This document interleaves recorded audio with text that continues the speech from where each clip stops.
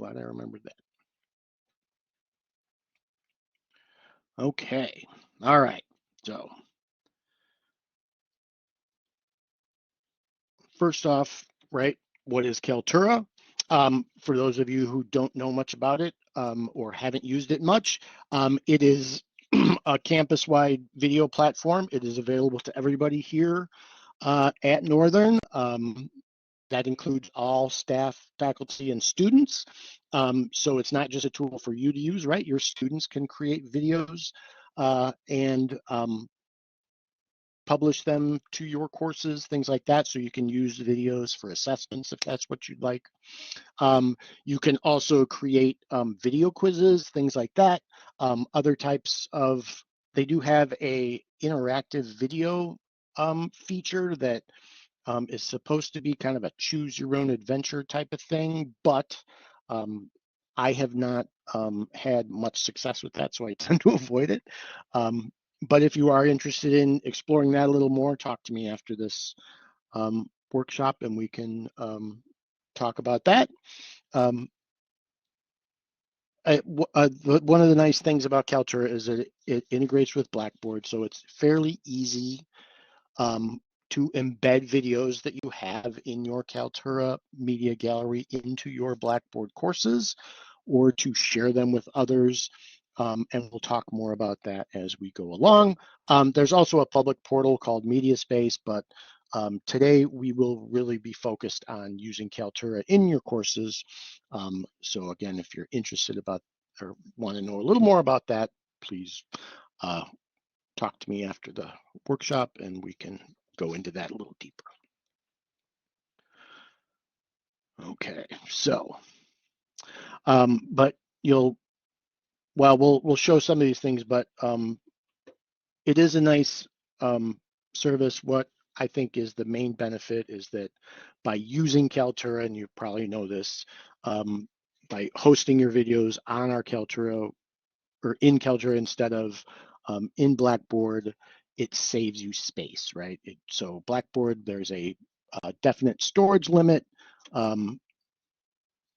Normally, it's not a problem because there's plenty of space, but since video files tend to be very big, if you start posting videos directly in Blackboard, it's going to eat up your storage quota quickly.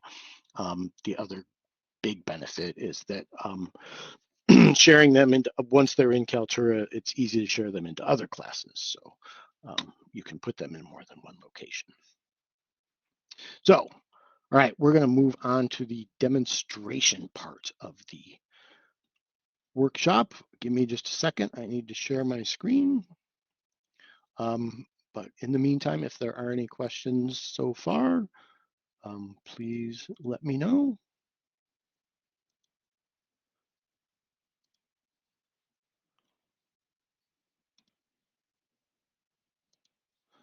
All right. So, okay, so when you log on to Blackboard, right, you're hit this landing page here. This is the institution page. Excuse me. And to get to Kaltura, you're going to come down here on the left navigation menu and click to, oops, I got to be on the other side, sorry. And you're going to click Tools. Now, on the Tools page here, you'll see that over here on the bottom is this Kaltura My Media tile. Just go ahead and click that to go to your My Media page. Now, it sometimes takes a second. You can see I've got quite a few videos here. That's because I have been playing around with Kaltura for quite a while now. If you have not, to this point, published any or uploaded any videos or created any with Kaltura, you won't see anything here. But as you add videos gradually, they will, they show up on this list here. Now, most of what you are going to be doing in Kaltura is going to be accessed through this Add New button over here, okay? So, and if you click that, you'll see you've got several different options, okay? First is Media Upload. This is, fairly obvious, right? This is how you upload media to your Kaltura page. So you can um, either drag and drop files. So if you've got something on your desktop, you can just drag it onto here, or you can use the choose a file button, and this more traditional window view. You can find your video that you want to upload, select it, and open it to upload. I'm not going to do that now just because I don't want to take the time. But what's nice about Kaltura is it is pretty forgiving. It allows for several types of media files to be uploaded. You don't, it doesn't have to be just MP4s or movies. You can upload other types of files like audio files, things like that, which is nice. So it does, it pulls them all in. And one really nice thing about Kaltura that I think is a big benefit is that when you upload videos or upload them to your media gallery, they will automatically get captioned for you. And we will talk a little more about that later. But if you have a video on your phone, say, or on your computer, right? Or I should say, if you have it on your phone, you're going to have to get it on your computer to upload it to Kaltura. But that's fairly easy. But any type of video file you have from any source, if you can get it on your computer, right, you can upload it to Kaltura and use it then. And once it's uploaded in Kaltura, there are other ways you can manipulate it. But in addition to the ability to upload files, right, you can also create media in Kaltura. The first choice you have is Express Capture. Now let's see if this is going to work for me. Okay, there we go. Hey, there I am. Look at me. Woo! This is just a webcam video, which will, it's very easy for quick, short videos, short introductions. I apologize for my messy home office. But as you can see, it's just you and your webcam. Okay. So, and I'm not going to record anything now because that will, I hope that didn't take me out of the sound. Hold on, get back to the chat. But what's nice about Express Capture is that you can quickly record webcam videos. So like if you want to do, for example, a weekly introduction, right, of the topics that are going to be covered in your course for that week, you can easily do that with Express Capture. Maybe you want to have students do a short video introduction and post that in the course as sort of an icebreaker. It would be a good use of Express Capture, right? Because students go through this, and it's the same process for them. In addition to Express Capture, okay, there is this YouTube connection. This allows you to actually index YouTube videos in your media gallery here. So let's see if I can, let's just do that for you. So what you're going to do is if you click on this YouTube interaction, it'll ask you for the video link. Okay, and so here I've got the Husky Marching Band here. All you have to do is find whatever YouTube video you want. Get the link right by clicking share. That pulls up this pop-up window. Click copy. You'll get the notice that it has been copied. And then if you come back, oh, oops, it left off. And if we go to our YouTube index and we now paste that in there, you can see the link in there, and you can click this preview button and it will give you a little preview of that video. Okay, you can at this point, and this you'll see this again when we do some other capture activities, but it will ask you for some of these details.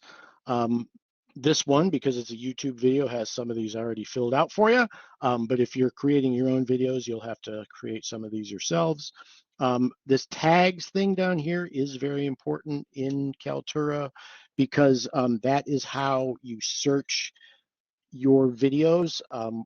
One of the things that I personally don't like about Kaltura is that it doesn't have folders available, so you can't organize your content by placing it in folders. It uses these tags. So I recommend that anytime you create a video or index one, say on YouTube like this, you're going to want to add your name and the course you're using it in at the very least, just to make it easier to find down the road. If you do get a lot of videos, a long list of videos, it can be tough, right, to scroll through them all to search. So those tags are really important. And then, once you've filled that out, you just click save. I'm not going to, well, I guess let's try it, see what happens. Hopefully it won't cause a slowdown. Yeah, good. No, my changes have been saved. And hopefully if I go back to my media, I don't see it here. Maybe I have to refresh.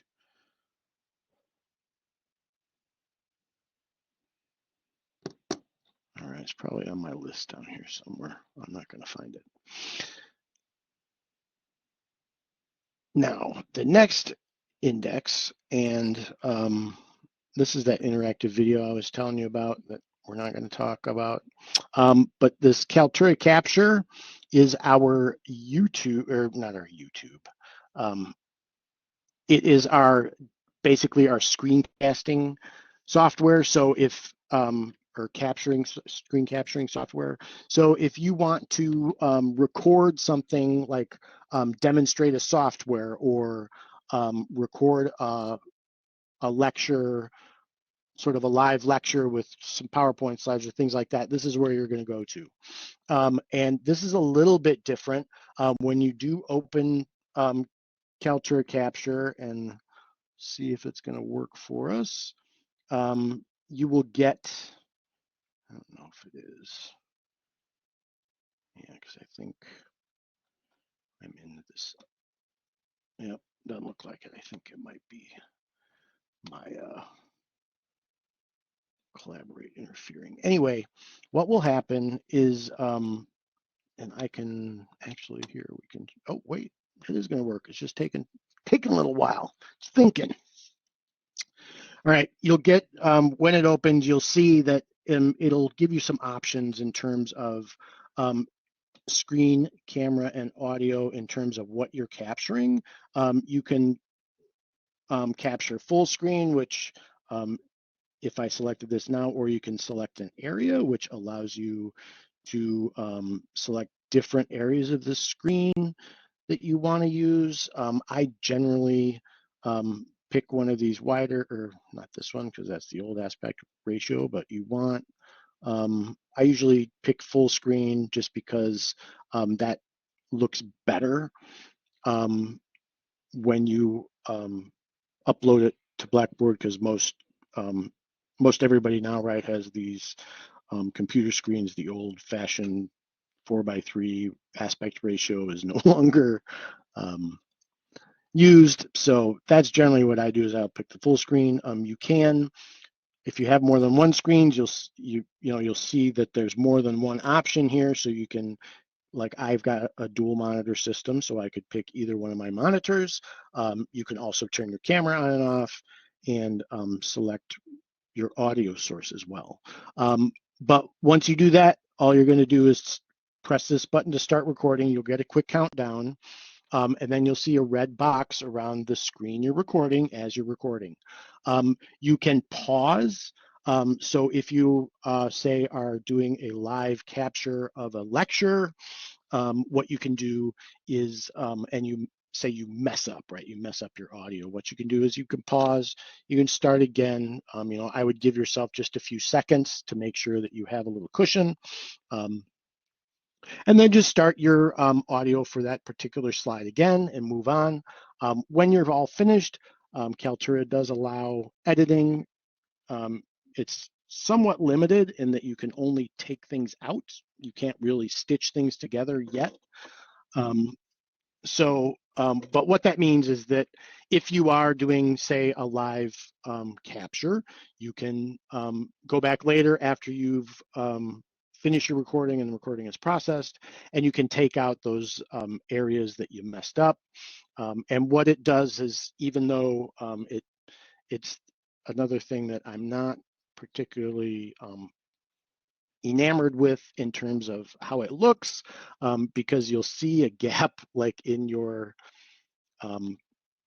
timeline on the video, but what it does when you actually play it is it just skips to it. So it takes it automatically. Anytime you remove a section, it automatically brings the two other clips together. So there's really, there's no like gap in the video itself. It just transitions to the next clip. Even though when you're editing, it looks like there is a gap there, there's nothing really there.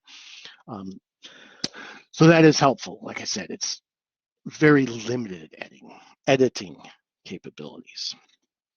But like I said, all of these tools are available for students. So for example, if you can have students use these to capture their own demonstrations of things on screen, like they could demonstrate coding, they could demonstrate the use of something.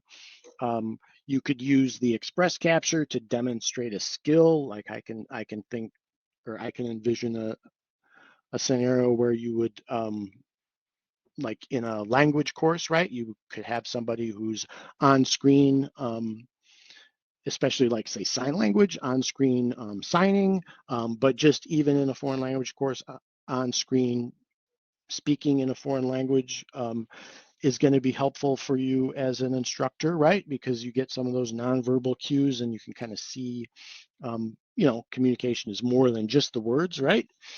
So there are a lot of ways to use these tools, and limited, it's only really limited kind of by, your imagination and how much you really want to incorporate video into your course. Remember, it's not just about having sort of instructional content as video. You can also use these tools for assessing your students as well. All right, I'm talking a mile a minute, so I need to pause for a second and take a drink of water. If there are any questions, please feel free to jump on the mic at this time.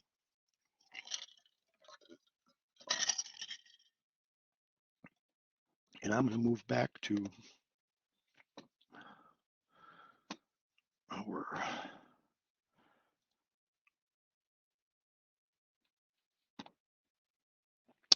good question. Thank you, Marcia. The difference between Express Capture and Kaltura Capture is Express Capture is your webcam, whereas Kaltura Capture is going to capture your screen.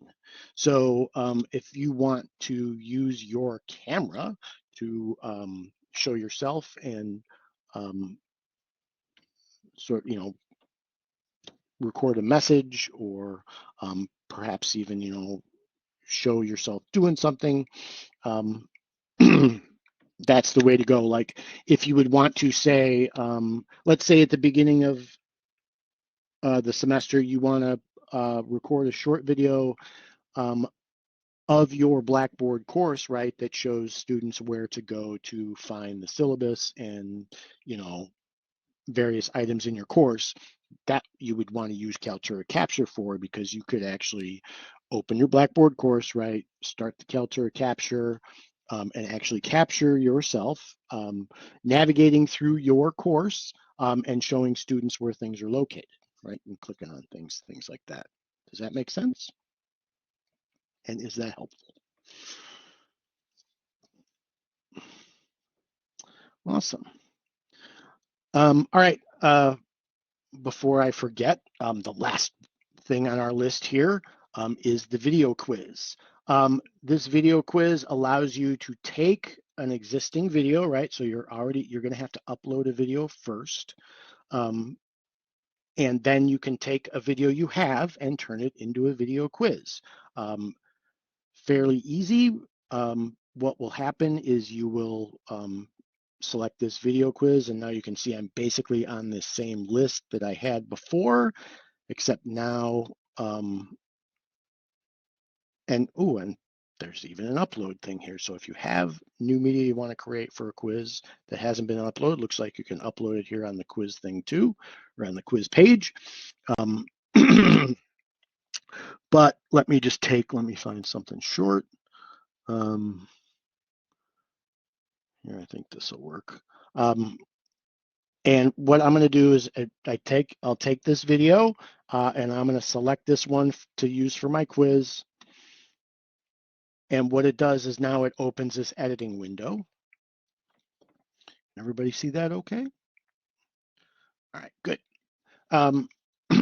And once you're in this editing window, this basically you can play your video. And the easiest way to do this, right? You can either play it or scrub it, but a lot of times it's easiest just to play it.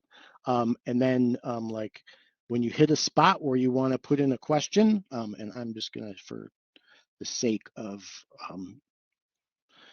speed here, I'm just gonna scrub through to a portion of the video. So when you get to a portion of the video, you want to ask the students a question. You're going to pause your video, and then you just, I believe you click, is it this, right?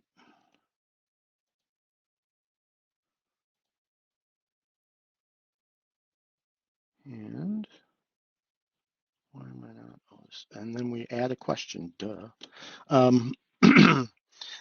When you click this add a question, you have 4 choices, right? You can add a multiple choice question, a true false question, or just a reflection point. All that is just a spot where you, pause it so students can have some think time. You may just, say, hey, put some highlights on it or whatever. And you can also ask an open-ended question, right? I'm not sure. There is a character limit, I think, on the response. But for right now, we'll just add a quick true false. Is the sun hot? Or I should say the sun is hot anyway. And I'll save it. Okay, and now you can see it puts that little indicator in there, that little cube that shows a question. Now, if you want to add more than one question, you can, but what you don't want to do is, or what you can't do at this time is like put more than one question in the same spot because they interfere with one another. So give yourself at least 10 to 15 seconds between questions. But generally, most instructors tend to use these quizzes as sort of a, not so much to check knowledge, but to keep students engaged, right? Just to add some questions to sort of focus them in on the important stuff and make sure that they're watching the video to completion. One thing you do want to tell your students that if there is a video quiz that once they finish the last question, they should let the video run to completion so it can submit to Blackboard, because you can add these quizzes and you can create them as a graded quiz. So once you've created a quiz, you can actually then, when you embed it in your course, you can tie it into your Blackboard gradebook, and when the students complete the quizzes, easy for me to say, it will automatically submit their score to your Blackboard gradebook. Right, so yes, we will show you how to do that. So I'm gonna just finish this one.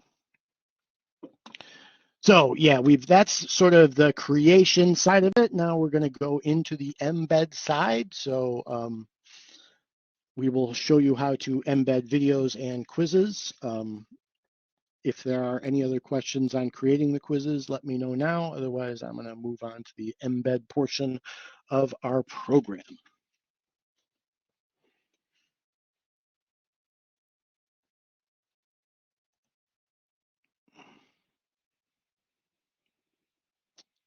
Is the question permanent? You mean in the quiz, is the question permanent? Yes and no. I mean, you have the ability to go in and edit it. The question in the video, yes. But you can take them out if you want. I mean, you have the ability to edit your own stuff, and anybody you give permission to can also edit it. I hope that answers your question. All right, so so now let's talk about embedding videos in our courses. So now we've got stuff. Let's say we've got our stuff already created in our videos already in our excuse me. Videos are in our media gallery, and we want to embed them in our course. I'm going to do this for the Ultra course view, but it works essentially the same in original if you're still using it. I will remind you, if you are still in original, that this is the last semester. So next semester, you're going to be in Ultra. All right, so you open your course. Now, there are a couple of different ways to embed these Kaltura videos in your course. I'm going to show you the first as just sort of a direct embed. So if you want this video sort of as a standalone link in your course, you'll open your course, navigate to the area where you want the video to appear. Okay, I'm going to do it up here at the top just so it's easier to find. Hover until you get that plus icon where you want to put it.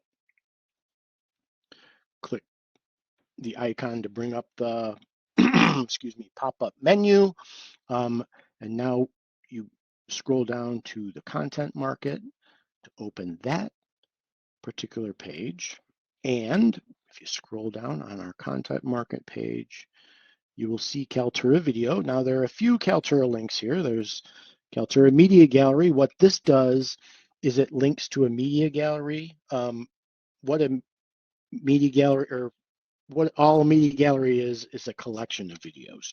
So if you have, like, say, a bunch of videos that you want available to students in your class, but not necessarily require them to watch, you may want to add something like this, because it's a good place to have a bunch of videos that are, say, supplemental, and not necessarily needed for the students to watch for the content of the course.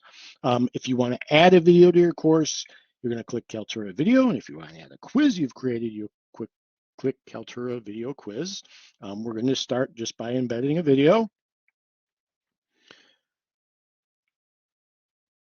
And it looks like it's going to take a second. There we go. And you can see how once I've decided to embed a video, now it's brought me back to this, what is just basically my media list, which we were looking at earlier. You'll notice this new quiz we created is at the top because that's the newest thing. But it looks like you can embed a quiz from here too. That's kind of neat. But you'll see if I scroll down on my list and I just find something I want to embed, we'll just say this guy here. All I have to do is locate whatever video it is I want to put in my course, and then to the right on the in the video row, all I do is click embed. When I click embed, now it's going to take us back to my course, and you can see now where I decided to place this video. You can see there's this link to this Kaltura video, right? This request single section video. Okay, that's one way to embed your video. No, I think you have to embed one at a time, unfortunately. But if you want to, like, say you want to create a Ultra document that has a combination. Yeah, I agree. It would be nice to embed multiple videos. But another way to embed videos is in a document, right? So this time, instead of going to the content market right away, I'm going to click on this create tab and I'm going to be creating an Ultra document. For those of you who are not familiar with the Ultra document, it's not really a Word document, it's more like a stripped down web page, because it does allow you to add various forms of media along with text. So I'm going to name it here quick, and then I'm going to come here to this add content. And now you can see I'm adding text. Boy, I can't type today. Sorry about that. Add text, and now I want to embed, so let's say I'll put some text in here that, sets up the video that the students are about to watch. So then after I have the text in there, I want to add the video. So this time I'm going to use this plus icon over here. Remember those plus icons because they always help you add stuff. And then I'm going to do the same thing. I'm going to go to the content market. I'm going to scroll down to Kaltura video. I'm going to click that. I will navigate to whatever video it is I want to add.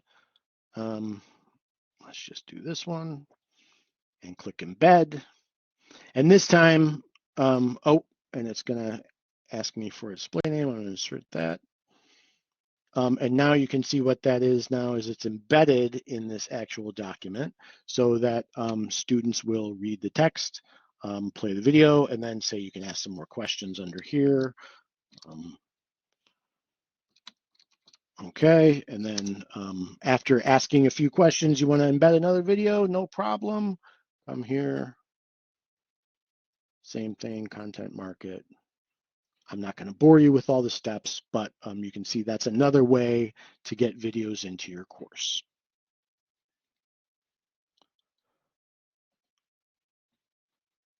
Okay, we're not going to save that. Embedding a video quiz is really the same thing, but there are a couple of unique steps to it.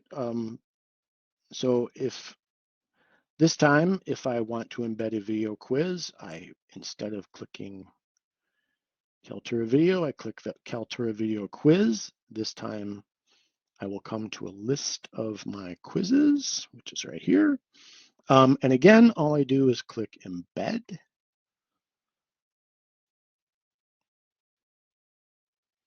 And you can see right here, this clearly labeled that it is a video quiz. Now, once you have this quiz in here,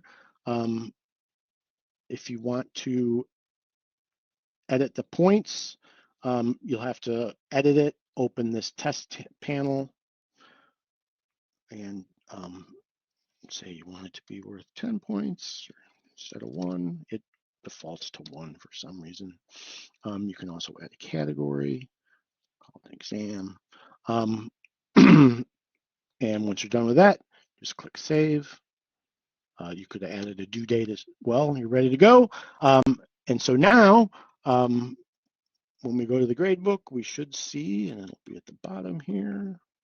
You can see now there's this gradebook entry for my new quiz. Okay, if I was in the grid view, you would, well, it's going to be all the way at the end here because it was just added. But there you go.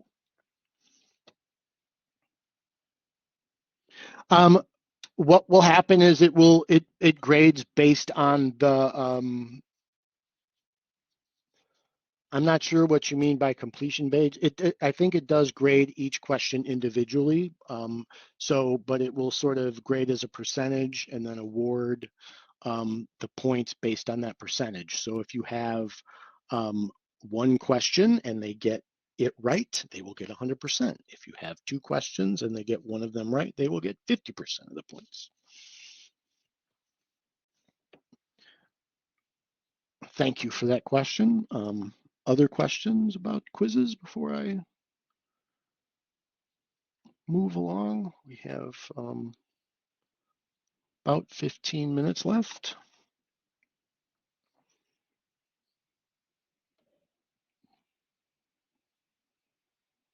Oh, excellent question. The difference between a video being private or published essentially is a private video is just not um, available for others to view. So once you put it into embed it into a course or put it into a media gallery, it becomes published. Um, it's just a way. One thing about Kaltura that I haven't talked about yet. Um, let me come back here. Is that within the Kaltura system, right? If you've got, and here, let me find something that's, yeah, this is fine. So if I open this video to do, and this is like the editing screen, right? So once I've got my video in here, um, and I want to start manipulating it and doing things to it, I'm going to come into here, right? I can launch this editor if I want to cut things out, but there are some options here along the bottom that are important, one of which is this, you can see if you come into the published thing, you can see this one because I've shared it. It's already published. And what it will do then is it will show you areas where it can go. Like these are all down here. Excuse me, if I wanted to put it in a gallery, if you see I want to publish it in a gallery, these are all courses that I'm involved in shells. So you'll have everything that you are instructor in, or actually student as well, will be here, and you can then, I mentioned the Kaltura Media Gallery earlier. This is how you can share videos in your gallery just by clicking these boxes. But another nice thing about this Kaltura space is this collaboration side of it. So when you create a video, you are the media owner, right?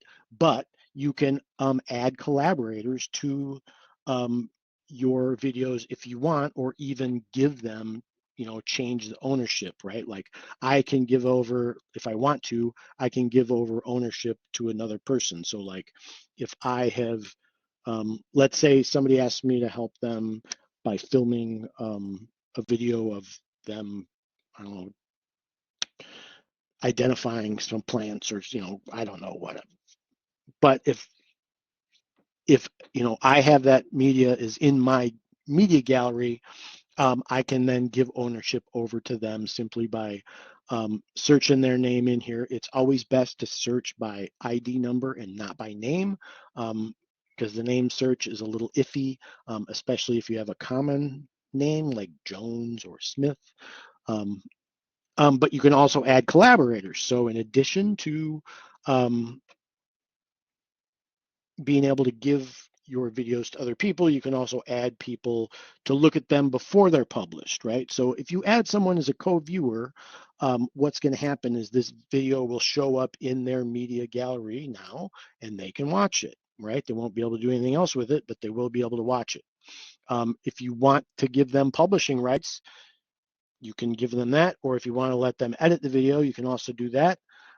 One thing to remember is that you do have to grant all of the rights up to the top one. So if you want someone to be an editor of your video, you also have to give them publishing and viewing rights. If you don't, it won't work well. But again, you can add as many collaborators as you would like, and you can collaborate on these videos before they're actually published. And if you give somebody publishing rights, they can publish them in their own courses if they want.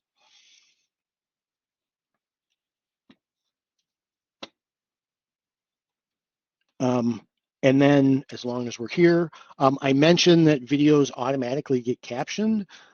When you upload to Kaltura, it will automatically caption your video. This is it's a machine captioner, so it's not 100% accurate.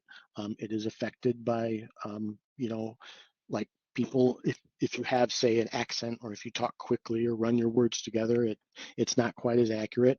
But it is pretty good, and you can actually come into here, and edit your captions later. It's a very easy process.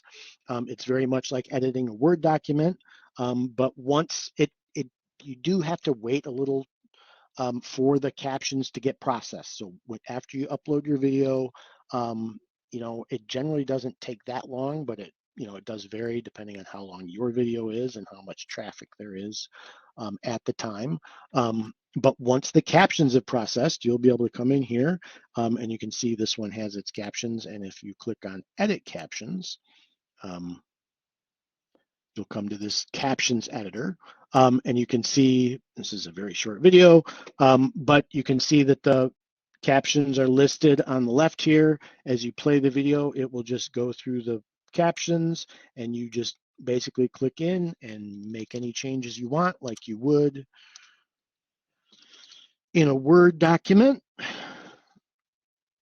And when you've made your changes, you just click save. So it's really pretty quick. Like I said, the accuracy is pretty good. I'd say it's above 90%. Now we're fine. But it is very easy. And the last thing I just want to show here is the editing screen. Oh, actually, no, I want to show one more thing before that. That is this Kaltura, these analytics here. This is something that gives you analytics on your videos. So you can see how many, this is just a video that I haven't even published, so it doesn't have any plays or viewers, but you can come here to get information on how your videos are being used by students. And there's quite a bit of stuff here that you can scroll through to get data on how your students are interacting with your videos. So that's also a great little tool to have access to. No,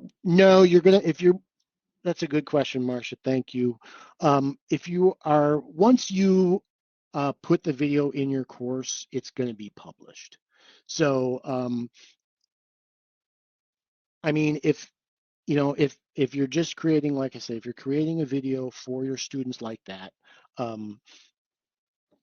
once you put it in your course, it's going to be published. If you want to say consult with colleagues on your video before you actually put it in your course for students to use, then you would probably want to keep it unpublished and put someone in as a collaborator or a viewer so they could look at your video and then give you some feedback on it, something like that. Does that help? All right, well, okay, so we don't have, one last thing too, I want to just point out the editor screen here. If you open a video, if you launch the editor here, this is how you come in to remove like a bad section, right? So you come in here and it's very similar to the quiz editor, correct? And what you can do is you just let your video play along. When you get to the bad spot, which is say here, all you have to do is click the little cut item, right? And you can see it puts a little split in there. Play it through to the area that you want to, like when the messed up area, when that's over, click your split again, and now you can actually see now this inner clip is selected. You can just click this trash can to delete it. I'm not going to do that now just because I don't want to delete that. But what I would recommend is that if you are going to start editing your videos and cutting things out of them, I would make a copy of it first. So the first thing I would do when I come in is create a copy of the video, and then I edit that down, just so you never lose that original. All right, so we don't have a whole lot of time left. I would like to open it up for questions if anybody has them. See if I can get back to our Oh, I guess we need to run over some of the benefits of Kaltura. I did um, talk about this a little bit. Um, the nice thing is that it does not consume your data in Blackboard. So since video files tend to be big, if you have a very video heavy course, this is definitely something you're going to want to use. Everybody has access to it. So, you know, not only can you create videos for content for your courses, but students can create them to create, you know, reports, you know, as assessments, things like that. Um, and you can, you have a lot of options in terms of sharing them with all of your classes, right? Once um, the video is on your video list, it's very easy to put it in a course, or, you know, and you saw just a couple of clicks can post a lot of videos into, or can post a video into a lot of different media galleries. Um, so, you know, there are a lot of benefits to using Kaltura. Now, admittedly, it is not perfect. Um, you know, we did have the move to Ultra.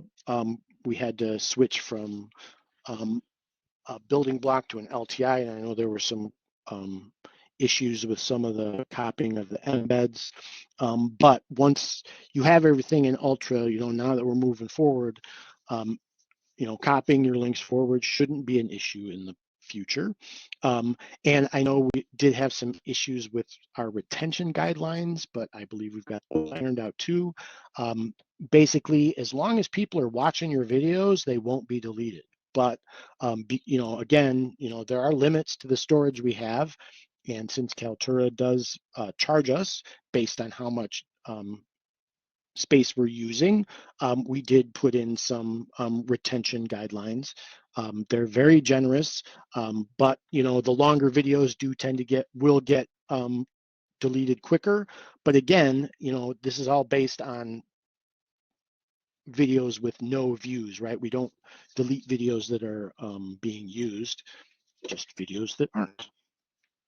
Um, just the other thing too I mentioned is that there are no folders in Kaltura, and that's what, you know. So organizing your content is very important to use tags, okay? Because you could see my list of videos was pretty long. You can imagine after a few years, right? You would get just miles of videos there. So being able to search using those tags is going to be very important. So always remember to at very least put your name on it. And I would recommend, you know, also adding the course name and or the general topic that it's covering, just to help if you need to find it later. Um, we do also have a Kaltura support webpage. If you go to niu.edu/Kaltura, um, these all of these links on the top open various menus or take you to various links. We have a ton of information about using Kaltura. Um, but if you do have any questions, please feel free to reach out. We're always happy to help. All right, so I have like 4 minutes left. Are there any other questions?